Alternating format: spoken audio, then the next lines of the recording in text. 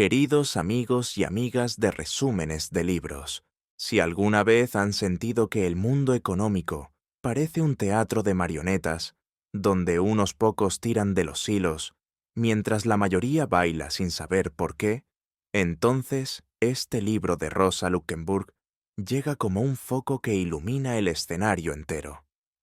Escrito entre 1907 y 1917, en plena efervescencia revolucionaria y en medio de la carnicería de la Primera Guerra Mundial, Introducción a la economía política no es un manual académico polvoriento, ni un tratado para especialistas. Es, más bien, la clase magistral que Rosa hubiera querido dar a miles de obreros y obreras en las salas llenas de humo de Varsovia, Berlín o San Petersburgo. Una explicación clara, apasionada y sin concesiones sobre cómo funciona realmente el capitalismo y por qué, tarde o temprano, tiene fecha de caducidad. Rosa Luxemburg no escribe desde un escritorio de marfil, escribe desde la trinchera, desde la cárcel de Wronke, donde pasó años por delitos de opinión, desde las barricadas de la Revolución de 1905 en Polonia, desde las manifestaciones berlinesas, donde la policía cargaba con sables. Por eso su voz suena tan viva, tan urgente, tan poco dispuesta a perder el tiempo con rodeos. Aquí no hay ecuaciones complicadas ni jerga para impresionar a catedráticos. Hay ejemplos concretos. El campesino ruso que paga impuestos hasta con la piel. La niña de 10 años que trabaja 16 horas en una mina inglesa. El culi indio que muere de hambre mientras exporta trigo a Londres. Rosa nos obliga a mirar de frente la miseria que el sistema produce, como quien fabrica clavos, sin odio personal, pero con una eficiencia aterradora. El libro se lee como un viaje en el tiempo que empieza en las comunidades primitivas, donde nadie pasaba hambre porque la tierra era de todos, y termina en las trincheras de 1914 a 1918, donde millones mueren para decidir quién se quedará con los mercados de África y Asia. Entre ambos puntos, Rosa nos muestra cómo el dinero se convirtió en Dios, cómo el trabajo humano se transformó en mercancía barata, y cómo la libertad del mercado es en realidad la libertad del zorro dentro del gallinero. Lo más revolucionario, y a la vez lo más sencillo, es que Rosa no se conforma con describir el desastre. En cada página late la pregunta que nunca se cayó. ¿Y si organizamos la producción de otra manera? ¿Y si, en vez de producir para que unos pocos se forren, producimos para que nadie pase frío ni hambre? Esa pregunta, formulada hace más de 100 años, suena hoy más actual que nunca, cuando los multimillonarios viajan al espacio, mientras millones hacen cola en los bancos de alimentos, cuando las fábricas cierran en Europa, pero abren en países donde los salarios no alcanzan ni para un plato de arroz. Este resumen que van a escuchar no pretende sustituir la lectura del original. Nada lo hace. Pretende ser la chispa que encienda la curiosidad. Queremos que, al terminar el último capítulo, sientan lo mismo que sentían los obreros que escuchaban a Rosa en 1918. Una mezcla de indignación incontenible y esperanza inmensa. Indignación porque el sistema sigue funcionando con las mismas leyes crueles que ella denunció. Esperanza porque, como ella repetía, el capitalismo cava su propia tumba con la pala de la técnica y la cooperación social. Solo falta que alguien, nosotros, ustedes, todos, tenga el coraje de empujarlo dentro. Rosa Luxemburg fue asesinada en enero de 1919 por soldados Freikorps al servicio de un gobierno socialdemócrata que prefirió aliarse con la reacción antes que con la revolución. Su cuerpo fue arrojado a un canal de Berlín, pero sus ideas siguieron flotando, indestructibles, como si el agua misma se negara a tragárselas. Hoy, más de un siglo después, esas ideas vuelven a circular por las redes, por los grupos de WhatsApp de trabajadores precarios, por las asambleas de barrio, por los canales de YouTube, donde gente como ustedes busca respuestas honestas. Este resumen es nuestro pequeño homenaje a esa mujer menuda, de salud frágil y voz atronadora, que se atrevía a explicar la economía mundial con la misma naturalidad con la que hoy explicamos una receta de cocina. Esperamos que, al escucharlo, sientan que Rosa está sentada a su lado, con su taza de té y su sonrisa irónica, susurrándoles al oído. No os conforméis con entender el mundo, el problema es cambiarlo. Bienvenidos, pues, a esta introducción a la economía política. Que la disfruten, que la discutan, que la hagan suya. Porque, como diría la propia Rosa, la revolución no es un lujo de intelectuales, es una necesidad de supervivencia. Y ahora, sin más preámbulos, que empiece el capítulo 1. Capítulo 1. ¿Qué es la economía política? Imaginad que entramos en una biblioteca universitaria y preguntamos a 10 catedráticos qué demonios es la economía política. Probablemente recibamos 10 respuestas distintas, cada una más enredada que la anterior, como si el objetivo fuera impresionar en vez de aclarar. Rosa Luxemburg, con su habitual cuchilla afilada, empieza el libro precisamente ahí, cortando la maleza de definiciones burguesas que parecen escritas para que nadie entienda nada. El alemán Wilhelm Roscher, por ejemplo, dice que la economía política es la ciencia de las leyes del desarrollo de la economía nacional. Suena bonito, pero ¿qué significa? ¿Qué es eso de economía nacional? ¿Acaso Alemania produce sola todo lo que consume? En 1912, el año que Rosa toma como referencia, Alemania importaba algodón de Egipto y Estados Unidos, trigo de Argentina y Rusia, cobre de Chile, caucho de Malasia y petróleo de Bakú. Exportaba máquinas, tintes químicos y armas Krupp a medio mundo. Su comercio exterior superaba los 22.000 millones de marcos oro. ¿Dónde empieza y dónde acaba esa supuesta economía nacional? Rocher y compañía hacen como si cada país fuera una isla feliz que se basta a sí misma. La Primera Guerra Mundial se encargó de demostrar lo ridículo del cuento. En cuanto cortaron las rutas marítimas, Alemania se quedó sin nitratos chilenos, para sus explosivos y sin grasa animal para la mantequilla. En pocas semanas, la gente comía nabos y las fábricas paraban por falta de materias primas. La economía nacional se reveló como lo que siempre fue, un espejismo ideológico. Otro ilustre, Gustav Schmoller, afirma que la economía política estudia los fenómenos económicos en su desarrollo histórico, y luego mezcla todo con moralina cristiana sobre la dignidad del trabajo. Luxemburg se ríe, y nosotros con ella. ¿Desde cuándo la ciencia necesita sermones? Lo que Schmoller no explica es por qué ese desarrollo histórico siempre termina con niños de 8 años trabajando 16 horas en las hilanderías de Lancashire o con campesinos rusos comiendo corteza de árbol mientras exportan trigo a París.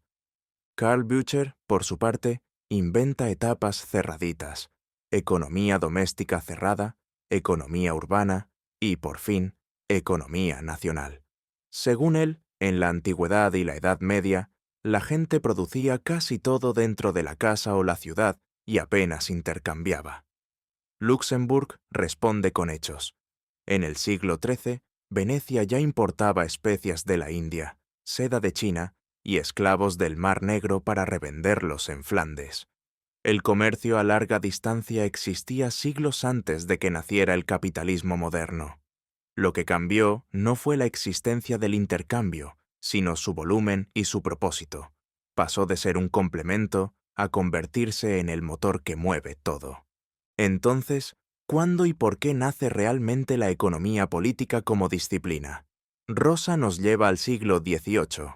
De pronto, los barcos traen montañas de azúcar de las Antillas, tabaco de Virginia, algodón de las plantaciones esclavistas.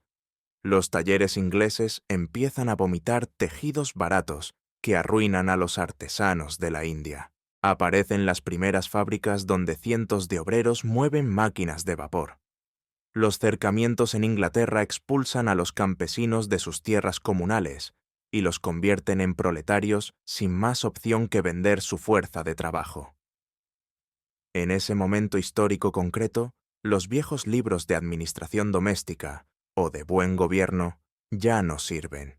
Hace falta una nueva ciencia que explique cómo funciona este mundo, donde todo se compra y se vende, donde la riqueza de unos crece exactamente en la misma proporción que la miseria de otros. Los primeros economistas, los fisiócratas franceses, Adam Smith, David Ricardo, no eran revolucionarios, eran burgueses que querían entender las leyes de su propio sistema para hacerlo más eficiente. Pero, sin quererlo del todo, descubrieron verdades explosivas, que la riqueza no viene de la tierra, como creían los fisiócratas, ni del comercio exterior, sino del trabajo no pagado del obrero. Ricardo llegó a formular la teoría de la plusvalía sin atreverse a sacar la conclusión lógica.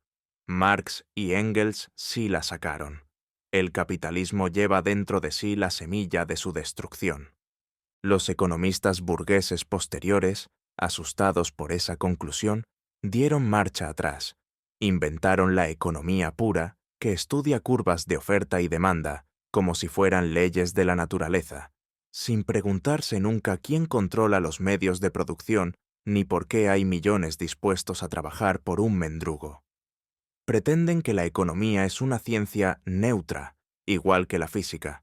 Luxemburg replica: la física no tiene clases sociales, la economía sí. Por eso no puede ser neutral, o está al servicio de quienes viven de la renta y el beneficio, o está al servicio de quienes solo tienen su fuerza de trabajo para vender. Y aquí viene el golpe maestro de Rosa. La economía política no estudia la economía en abstracto. Estudia la economía capitalista, una forma histórica concreta que tiene principio y necesariamente tendrá fin. No existen leyes económicas eternas.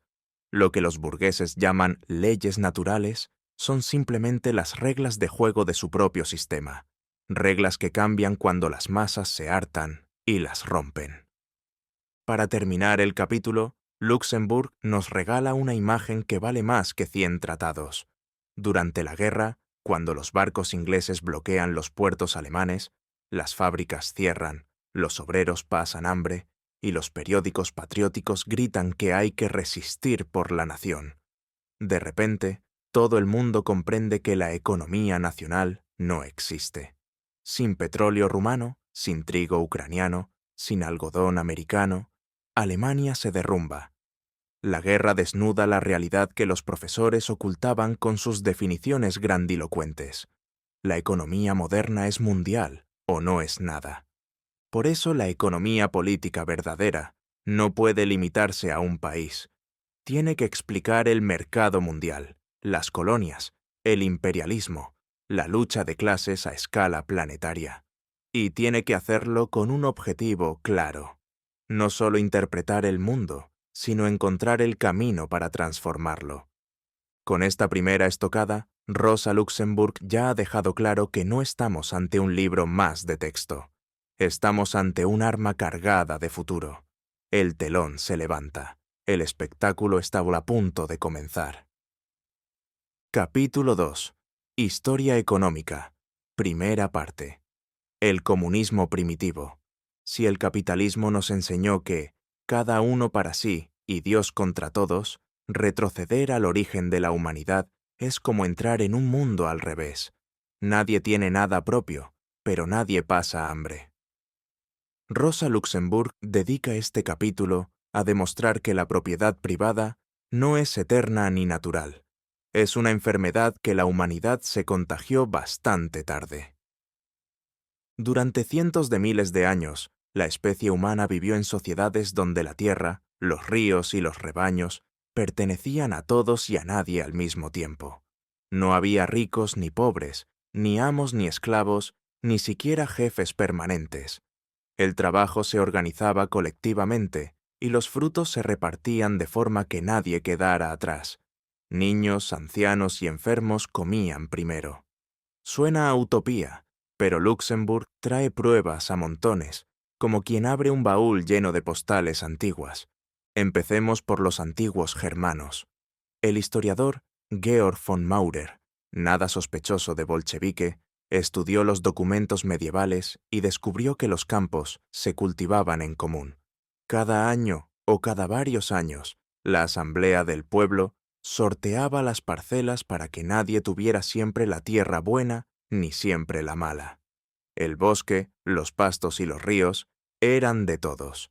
Si un guerrero volvía herido de la guerra, la comunidad le daba comida y cuidados hasta que se recuperara. Nadie podía vender su parte porque no era suya, era del clan. En la Rusia del siglo XIX aún sobrevivía un fósil viviente de esa época, el Mir u Obshchina. Cada 10 o 15 años, los campesinos se reunían en la plaza del pueblo y repartían de nuevo la tierra según el número de bocas que había que alimentar en cada familia. El que tenía 3 hijos varones recibía más hectáreas que el soltero. El viejo que ya no podía arar seguía comiendo porque sus nietos trabajaban por él. El Mir resistió siglos de zares, servidumbre y impuestos, porque era más fuerte que cualquier decreto. Saltemos al otro lado del planeta. En la India, antes de que llegaran los ingleses, millones de aldeas funcionaban igual. Los campos se redistribuían cada 5 o 10 años. Había un fondo común para bodas, funerales y años malos. El herrero, el alfarero y el barbero recibían su parte de la cosecha a cambio de servir a toda la comunidad. El viajero británico del siglo XVIII se quedaba boquiabierto. Aquí nadie mendiga, nadie roba, nadie muere de hambre. En el norte de África, los kabiles argelinos seguían en 1900, viviendo en aldeas donde la tierra era propiedad del Douar, el consejo familiar ampliado. Cuando un joven se casaba, la asamblea le asignaba un lote. Si alguien intentaba acaparar más, lo multaban o lo expulsaban. El viajero francés que quería comprar tierra se iba con las manos vacías. Esto no se vende, señor. Esto es de nuestros hijos y de los hijos de nuestros hijos. En Perú, los incas llevaron el comunismo primitivo a escala imperial. Cada año, en ceremonia pública, se sorteaban los campos. Primero se apartaba la parte para el sol, el templo, luego la del Inca, el Estado, y el resto se repartía entre las familias según sus necesidades. Los depósitos estatales estaban llenos de maíz, papas secas y lana para años de sequía o guerra. Cuando llegaron los españoles, encontraron almacenes que podían alimentar a medio continente. Pizarro escribió asombrado: «Estos indios tienen más orden que nosotros». Incluso entre pueblos que nunca cultivaron la tierra, la regla era la misma. Los bosquimanos del Kalahari cazan una jirafa y la carne se reparte hasta el último trozo. Primero los ancianos, luego los niños, después los cazadores y al final los perros. El que mató la presa no se queda con la mejor parte. Si lo intentara, la próxima vez nadie iría con él. Los esquimales comparten la grasa de foca como quien comparte el aire. Los pigmeos del Congo, cuando un hombre caza un elefante, organiza una fiesta que dura días. Toda la banda come hasta reventar y nadie guarda nada para mañana, porque mañana volverán a cazar juntos. Luxemburg se detiene a rebatir a los profesores burgueses que juran que el ser humano siempre ha sido egoísta. Uno de ellos, Julius Lippert, decía que en el principio de los tiempos, cada familia vivía aislada como Robinson Crusoe. Rosa responde: «¡Qué imaginación tan fértil! Para encontrar un Robinson hace falta primero un naufragio, y para naufragar hace falta un barco, y para construir un barco hace falta una sociedad que sepa trabajar el hierro». En realidad, el hombre primitivo nunca pudo sobrevivir solo. Sin cooperación no hay fuego, no hay herramientas, no hay lenguaje. Otro profesor, Karl Bücher, inventa que primero existió la economía doméstica cerrada y que el intercambio llegó después. Luxemburg cita a los viajeros del siglo XIX que vieron a los indígenas australianos recorrer cientos de kilómetros para cambiar piedras de hacha por conchas marinas. El intercambio existía, pero no era para enriquecerse. Era para mantener la paz entre tribus y para que cada grupo tuviera lo que la naturaleza le negaba. ¿Por qué entonces desapareció este paraíso igualitario? Porque la población creció, la técnica avanzó y empezaron a sobrar cosas. El que tenía más rebaños o más herramientas empezó a prestar y a cobrar intereses. El prisionero de guerra, en vez de matarlo, lo pusieron a trabajar. Así nació la propiedad privada, primero de los esclavos, luego de la tierra. Pero eso ya es otra historia, la que Rosa contará en el próximo capítulo. Lo importante es que el comunismo primitivo no fue un sueño de poetas, fue la realidad cotidiana de nuestra especie durante el 99% de su existencia. Y si un día logramos superar el capitalismo, no estaremos inventando nada nuevo. Simplemente estaremos recuperando, a un nivel superior, la forma más antigua y más humana de vivir juntos. Capítulo 3. Historia económica. Segunda parte. La disolución de la economía comunal primitiva. Lo que durante milenios fue la forma más sólida de organización humana, la comunidad sin propiedad privada, empezó a hacer aguas en cuanto aparecieron excedentes, guerras frecuentes y vecinos codiciosos.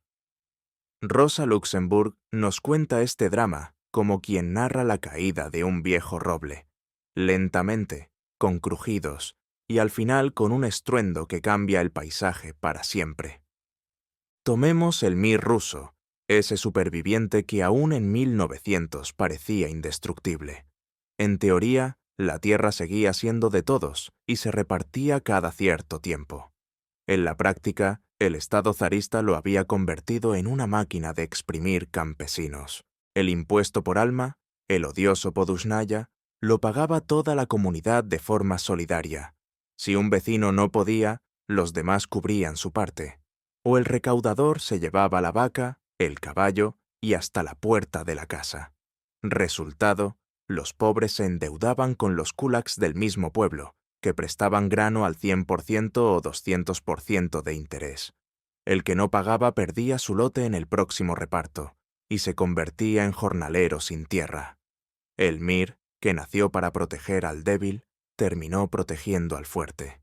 En 1861, Alejandro II abolió la servidumbre y empeoró todo.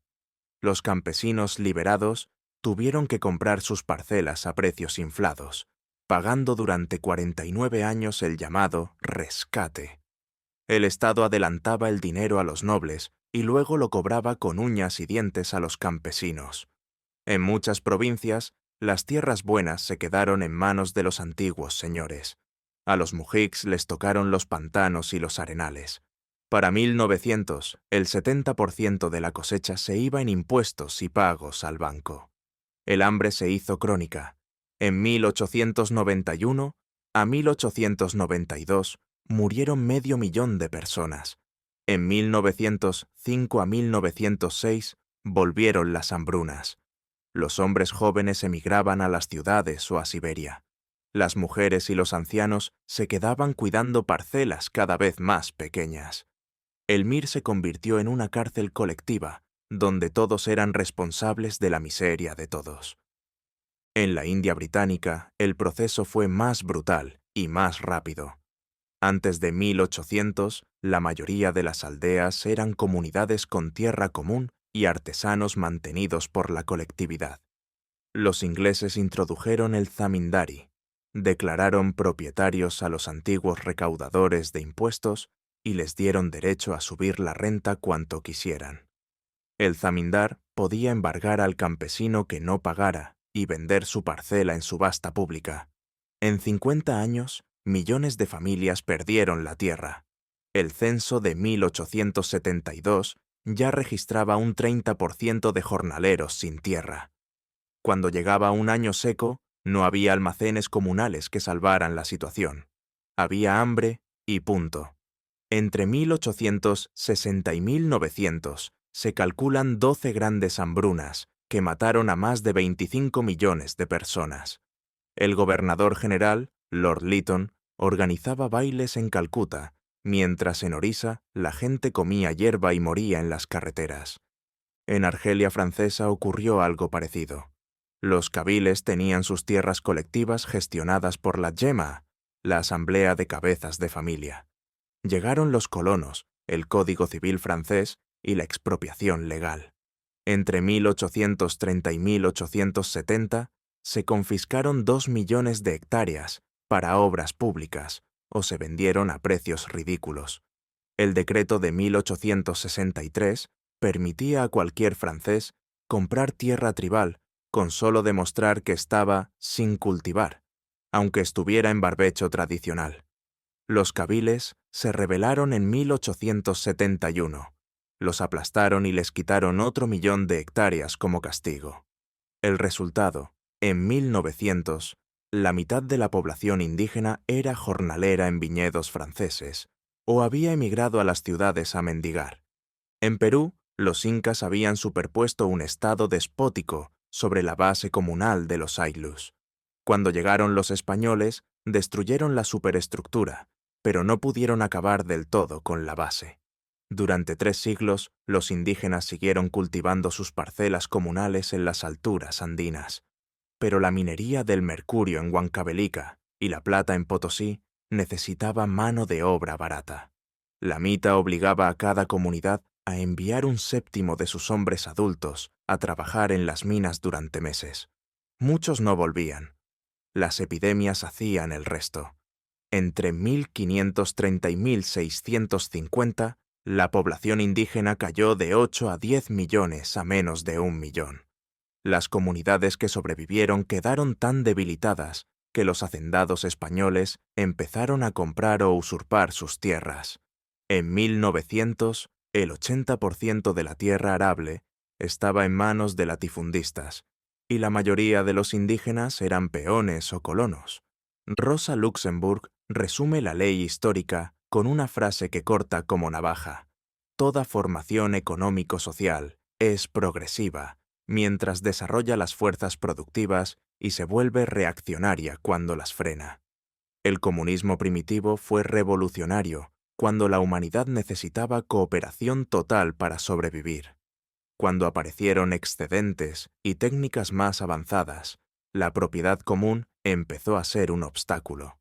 Los kulaks rusos, los zamindares indios y los hacendados peruanos no inventaron la propiedad privada.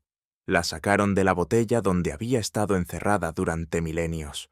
El capitalismo no creó la desigualdad desde cero, la encontró medio hecha y la llevó a escala planetaria.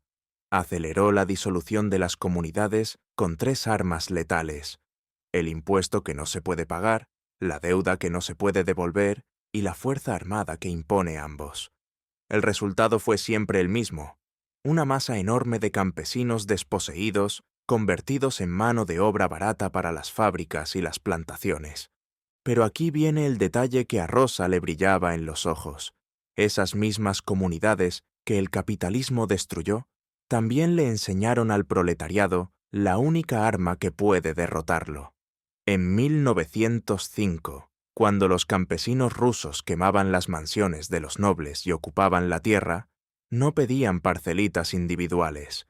Exigían la tierra para todo el pueblo, la nacionalización completa. En las aldeas indias, cuando los jornaleros se rebelaban, muchas veces reconstruían por unos días el viejo sistema comunal. Incluso en África, las revueltas anticoloniales de 1910 a 1920 empezaron muchas veces como defensa de la tierra tribal. La vieja comunidad agonizó, sí, pero dejó una herencia explosiva: la memoria de que otra forma de vivir es posible y la prueba de que la cooperación colectiva puede funcionar a gran escala. El capitalismo la mató para nacer, el socialismo la resucitará para enterrarlo.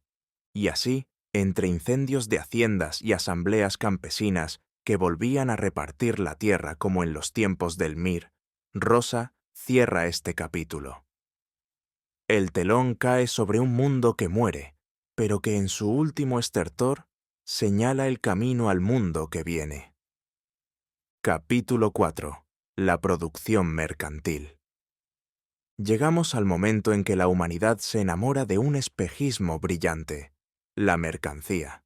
Rosa Luxemburg nos invita a imaginar una aldea sencilla, donde todo cambia de golpe, porque alguien decide que ya no produce para comer, sino para vender.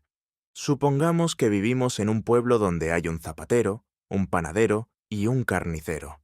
Un día el zapatero se despierta con la idea genial. En vez de hacer 2 pares de botas al año para él y su familia, va a hacer 20 pares y los cambiará por pan, carne, leche y lo que haga falta. El panadero y el carnicero hacen lo mismo. De pronto, nadie produce para sí mismo. Cada uno produce para los demás, pero solo si los demás producen algo que a él le interese. El zapatero puede pasarse semanas cosiendo botas perfectas y, si resulta que ese año todo el mundo prefiere sandalias, se queda con 20 pares de botas y sin cena. El trabajo más duro y más hábil se vuelve inútil si no encuentra comprador. Bienvenidos al reino de la producción mercantil. Aquí el destino de tu sudor depende de la voluntad ajena.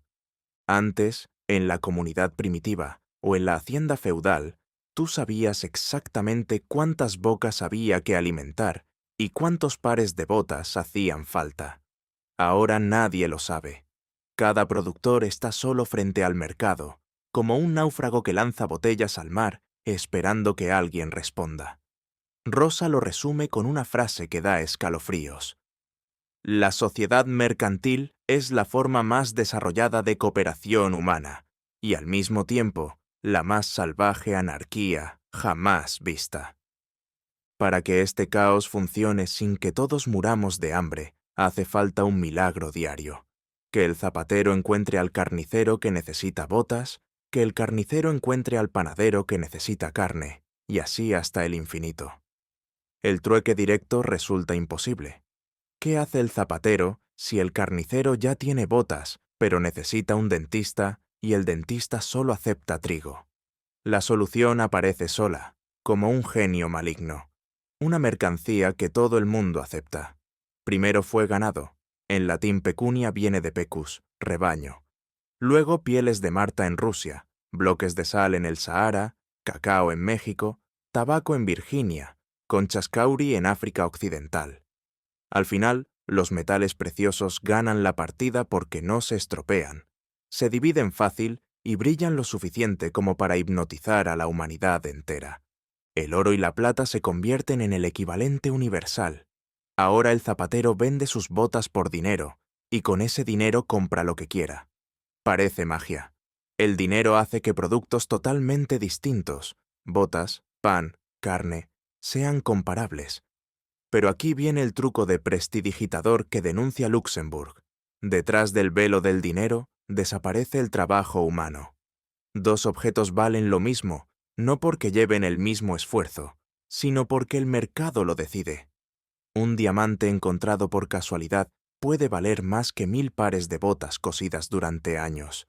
El trabajo humano queda degradado a simple medio para obtener dinero, y el dinero se convierte en el fin último.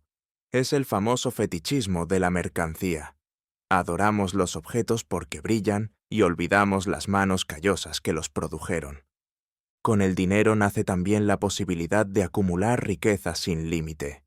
En la comunidad primitiva, si guardabas más comida de la que podías comer, se pudría. Con el dinero puedes amontonar montañas de oro y dejar que tus nietos las disfruten. El rico ya no es el que tiene más vacas o más tierras, es el que tiene más dinero. Y como el dinero puede comprar todo, incluida la fuerza de trabajo de los demás, la puerta está abierta para el capitalismo. Rosa nos lleva de viaje por la historia para ver cómo el dinero destruye las viejas comunidades. En Rusia, el mir resistía mientras los campesinos producían casi todo lo que necesitaban. Pero cuando el Estado empezó a exigir impuestos en rublos de plata, los mujiks tuvieron que vender trigo en el mercado, aunque sus hijos pasaran hambre. Entre 1870 y 1900, millones de familias perdieron sus lotes porque no podían pagar. El dinero actuó como ácido, disolvió los lazos de solidaridad y convirtió a hermanos de aldea en competidores despiadados. En África Occidental, los reinos de Ashanti y Dahomey tenían economías mixtas, parte comunal, parte mercantil. Llegaron los europeos con sus barcos llenos de telas baratas, ron y fusiles.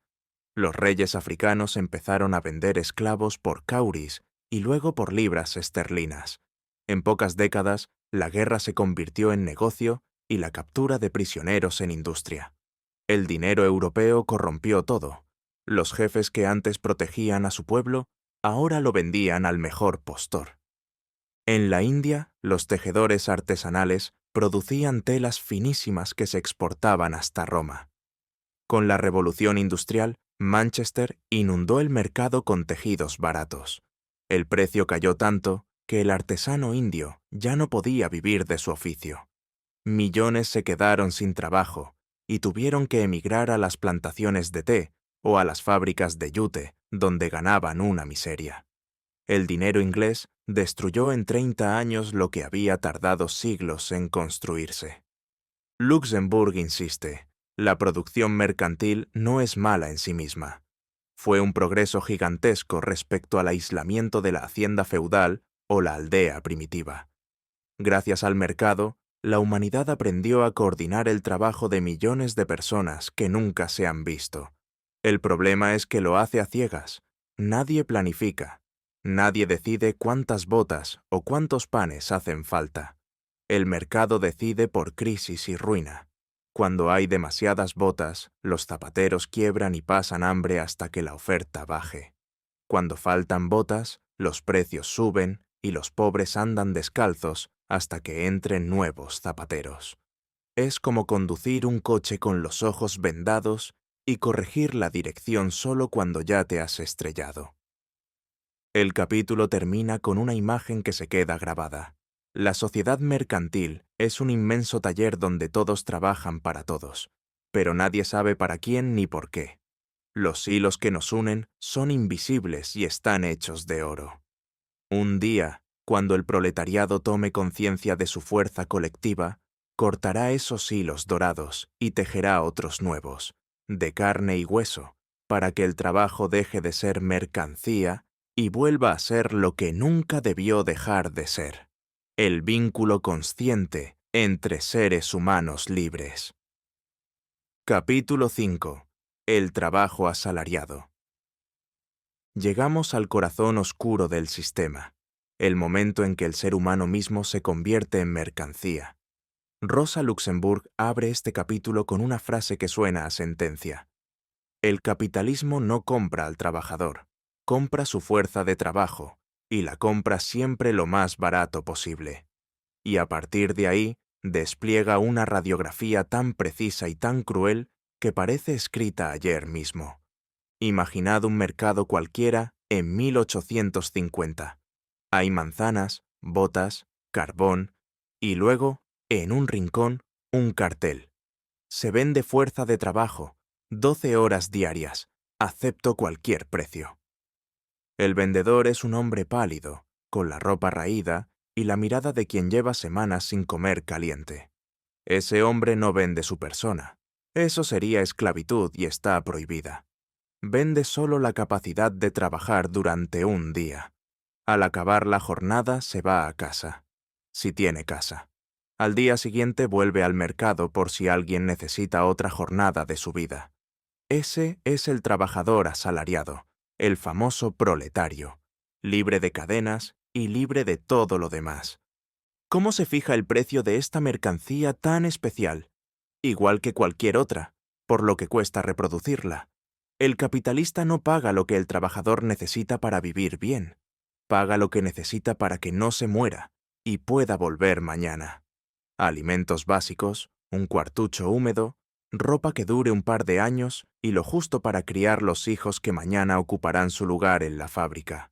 En 1860, en Inglaterra, eso significaba 25 a 30 chelines semanales para un obrero textil con familia. Con eso se compraban pan negro, patatas, té aguado y de vez en cuando un poco de manteca rancia. La carne era un lujo de cumpleaños. Pero el trabajador no entrega solo esas 8 o 10 horas que necesita para cubrir ese mínimo. Trabaja 12, 14, 16 horas. El tiempo sobrante es plusvalía. Trabajo gratis que se embolsa el capitalista.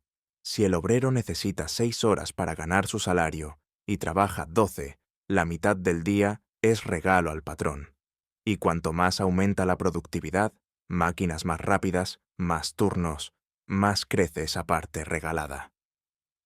En 1900, una hilandera inglesa producía 200 veces más hilo que en 1800, pero su salario apenas había subido un 50%.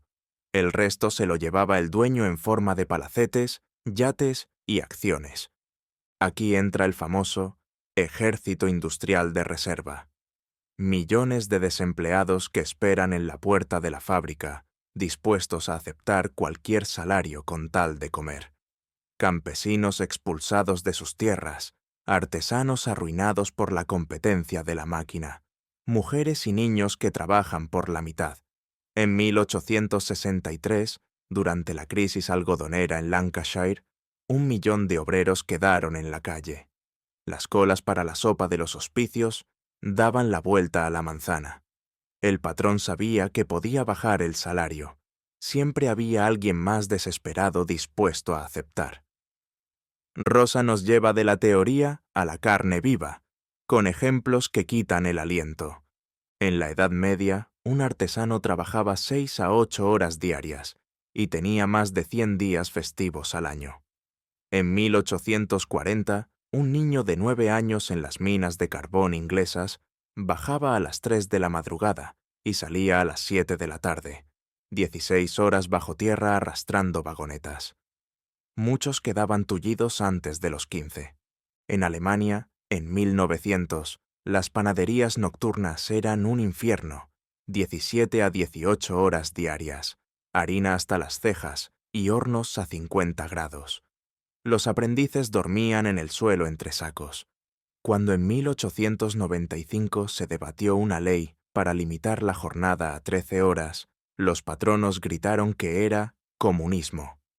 En Rusia, hasta 1897 no hubo límite legal. 14 a 16 horas era lo normal. En las fábricas de Lodz, Polonia rusa, los obreros textiles dormían en los bancos de la fábrica para no perder tiempo yendo a casa. Y cuando los obreros se rebelaban, la respuesta era siempre la misma: lockout, ejército, cárcel. En 1848, en Francia, la jornada de 12 horas se conquistó tras la Revolución de Febrero y se perdió tras la Matanza de junio.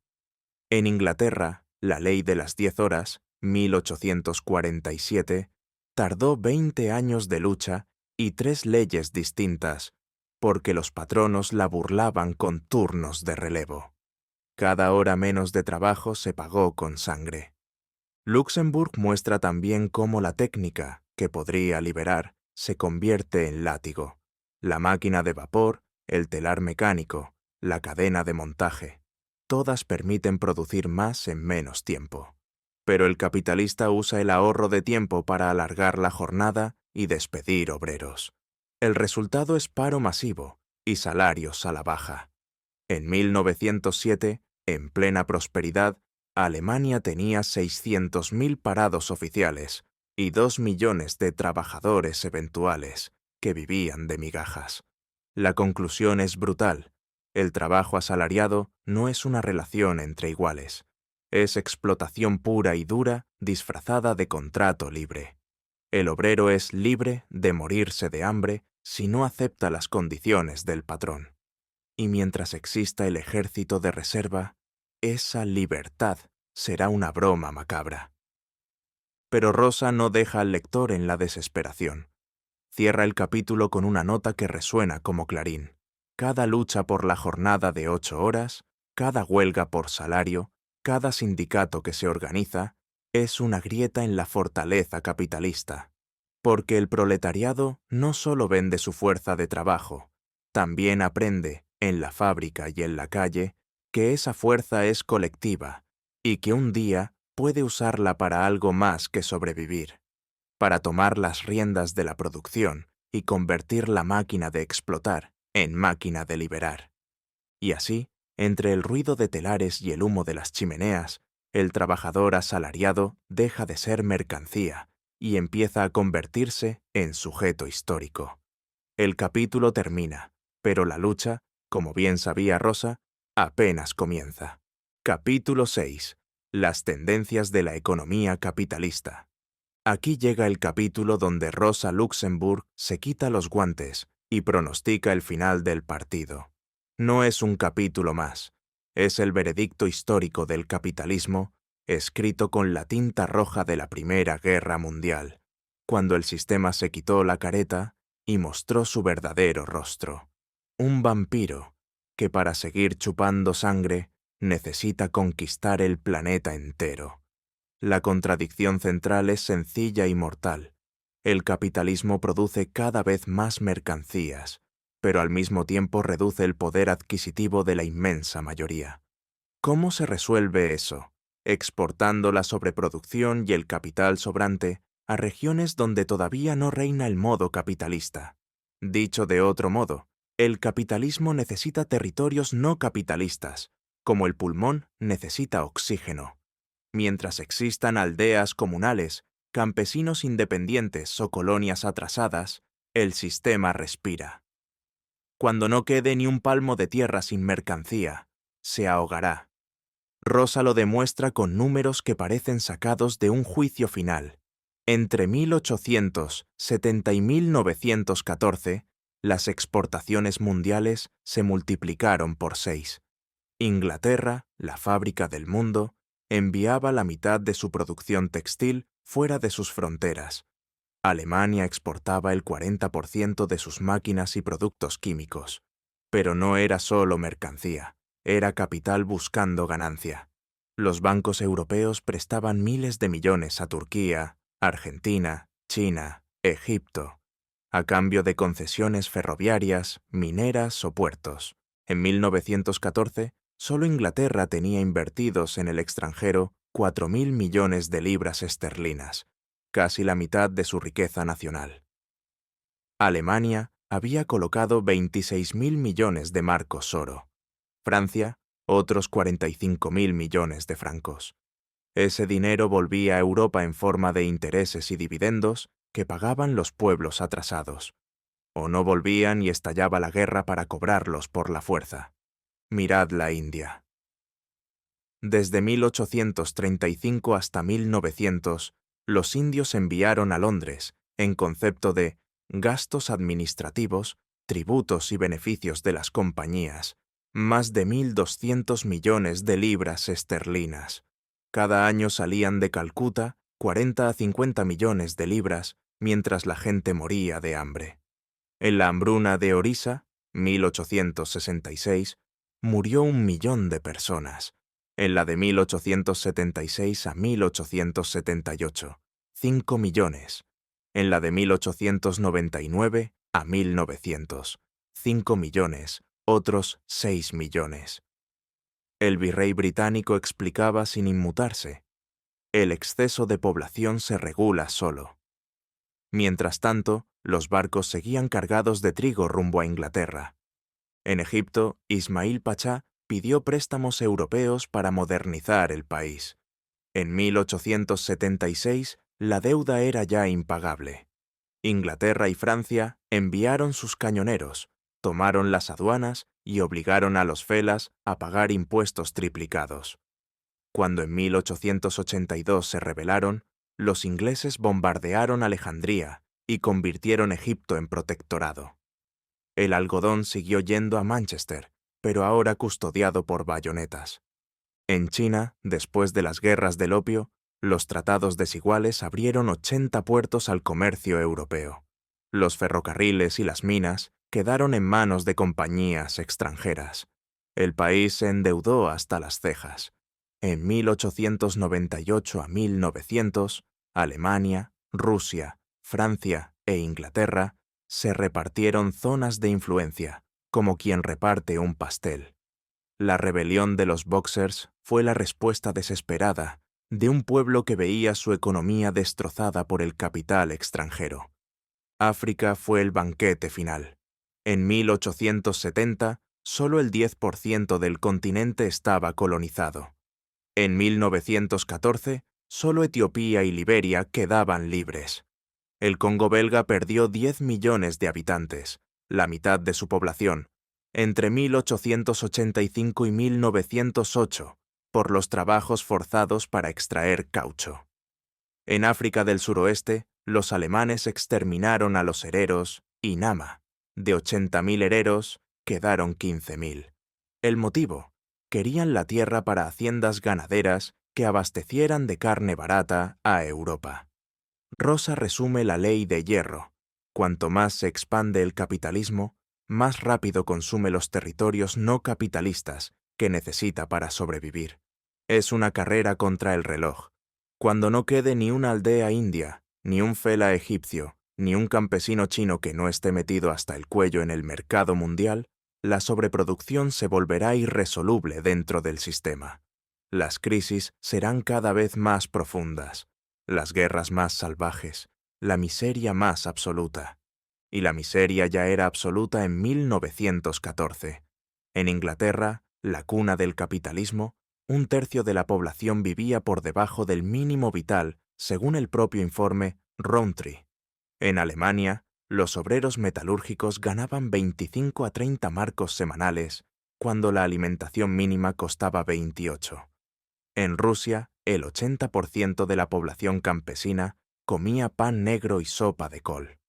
En Estados Unidos, los inmigrantes italianos y eslavos trabajaban 70 horas semanales por 8 a 10 dólares y vivían en barracones donde se hacinaban 15 personas por habitación.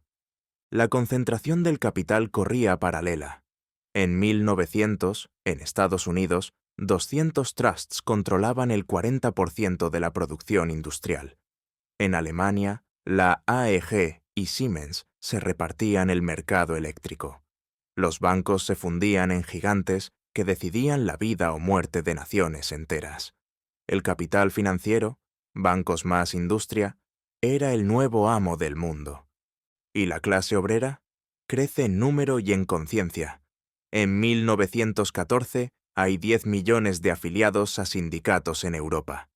Las huelgas se cuentan por miles. En Rusia, 1905, había mostrado el camino.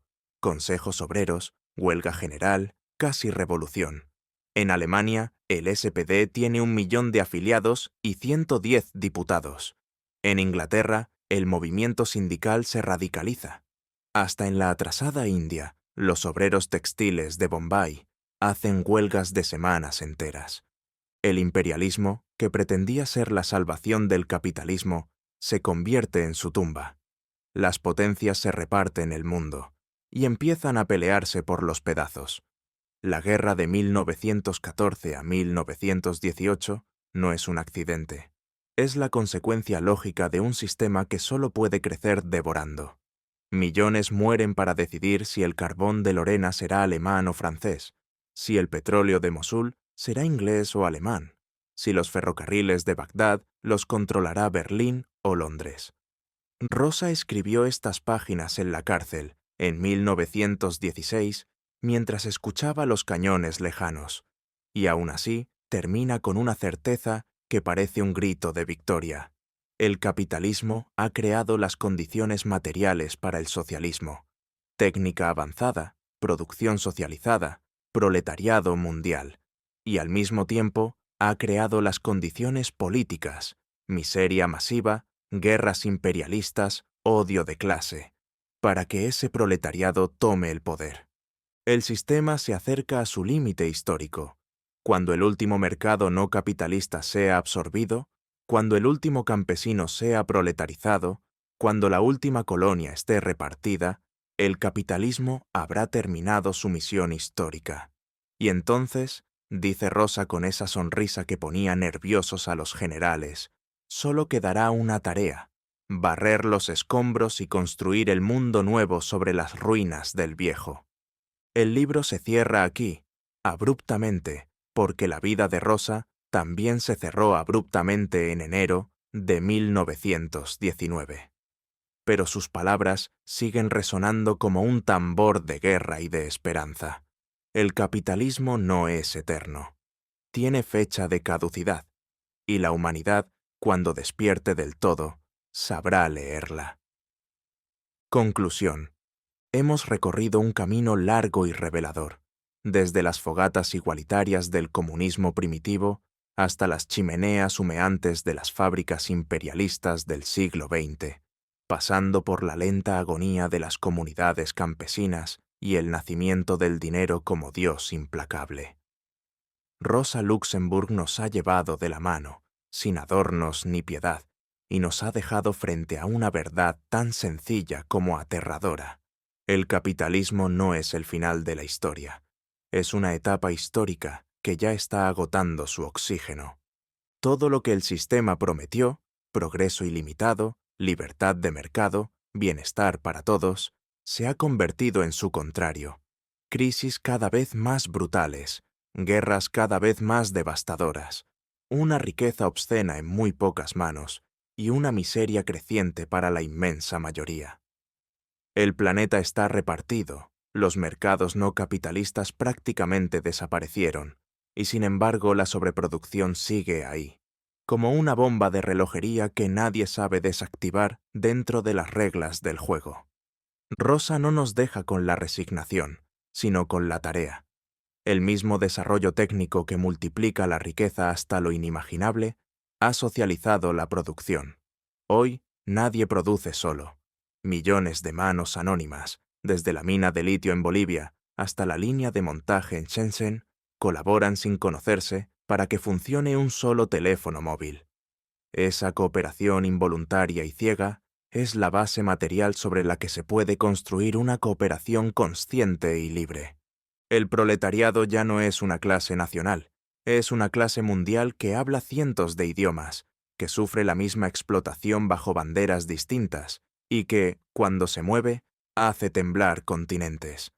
Las huelgas globales de logística, las revueltas contra la carestía de la vida, las asambleas que surgen en las plazas cuando el sistema falla, todo eso no son anécdotas, son ensayos generales.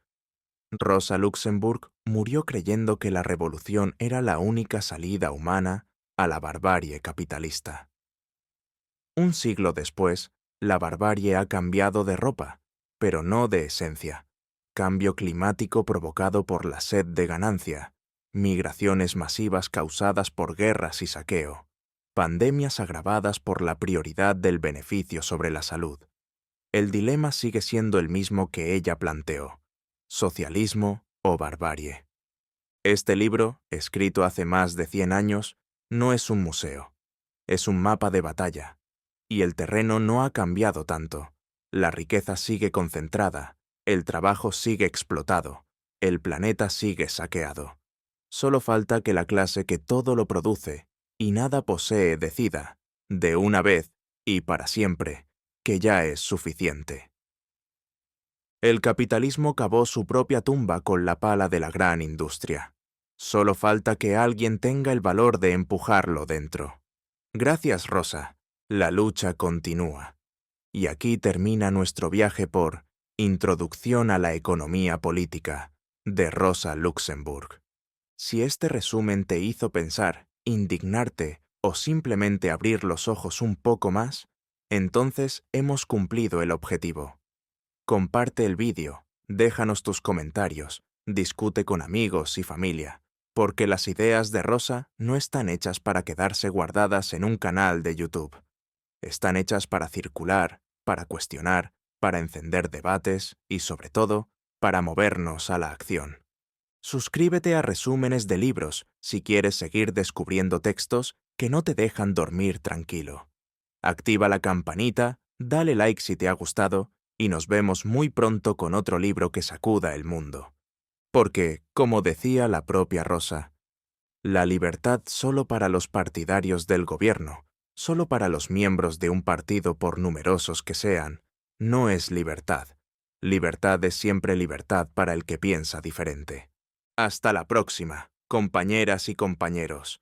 La revolución será leída, escuchada y sobre todo, vivida.